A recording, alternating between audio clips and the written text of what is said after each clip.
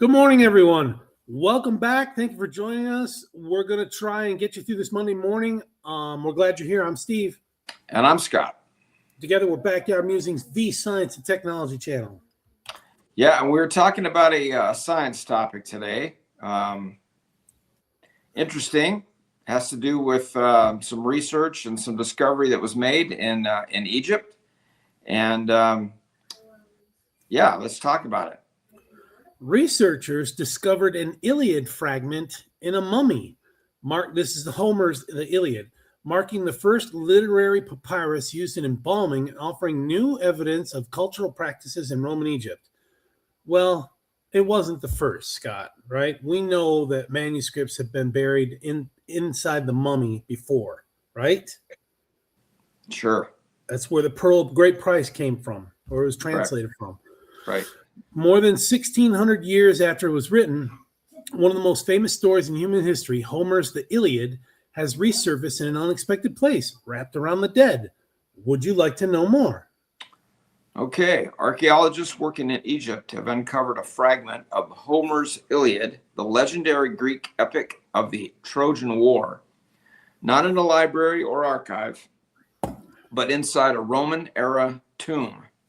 The discovery made at the ancient city of Oxyrhynchus, which is modern Al-Banasa, if that explains anything to you, reveals that the cornerstone of Western literature was once repurposed in a deeply unusual way, serving as part of the mummification process. So I've never. So, I mean, they didn't enclose this in the actual mummy, right? This is just it's probably in the wrappings. In a tube. So, obviously, maybe, but they probably put it on his body, and as they were wrapping, the body with the linen, it's woven into the linen, Yeah, like a time capsule. So this proves, Scott, that you can take it with you. People keep telling you can't take it with you. You can. Yeah, but are you going to be able to do anything with it? No. Well, I'm not going to let my family have this. I'm taking it with me. Okay.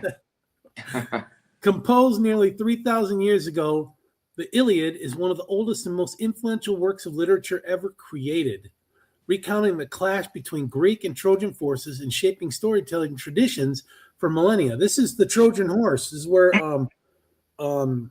Achilles fights Hector and kills Hector.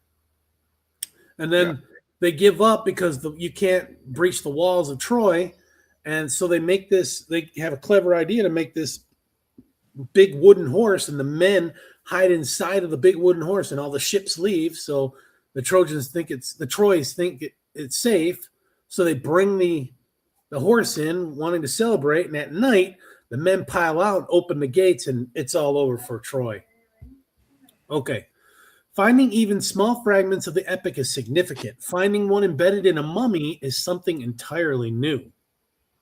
The papyrus fragment was uncovered by the Oxyrhynchus archaeological mission, led by Matey Mascourt and Esther Pons, and run by the Institute of Ancient Near East Studies, IPOA, at the University of Barcelona. Dated to around 1,600 years ago, it marks the first known case in which a Greek literary text, rather than a magical or ritual document, was intentionally used in a funerary context? Funerary. Okay. Yeah, my boy must have loved the Iliad because he took it with him. Okay. Between November and December 2025, a team led by Nuria Castellano discovered a Roman-era mummy in Tomb 65 of Sector 22, with the papyrus placed on its abdomen as part of the embalming ritual. While earlier excavations at the site had revealed Greek papyri positioned in similar ways, these texts were always magical or ritual in nature. This is the first time a literary work such as the Iliad has been identified in this context. Okay, so big deal, right? That's kind of a big deal. Yeah, but we know it's happened before. We know that. Right. Further study took place between January and February of this year when conservator Margalita Munar, a papyrologist, papyrologist Leah Macia, and Ignacy Xavier Adiego analyzed the papyrus. And I'm sure I butchered those names. I apologize. It's not my fault. Adiego, a professor in the Department of Classical, Romance, and Semitic Languages and director of the Oxyrhynchus Project, conferred, based on Macia's readings, that the text comes from the Catalogue of Ships in Book 2 of the Iliad, a well-known passage that lists the Greek forces before the Trojan War, and is considered one of the most important sections of the epic. Okay? Cool. Professor Adiago explains, quote, "This is not the first time we found Greek papyri bundled, sealed, and incorporated into the mummification process, but until now, their content was mainly magical." Guess they had sorcery back then. Furthermore, it is worth noting that since the late 19th century, a large number of papyri have been discovered at Oxyrhynchus, including Greek literary texts of great importance. But the real novelty is finding a literary papyrus in a funerary context. Okay, the discovery comes from the Al-Banasa necropolis. Necropolis, sorry. Potato.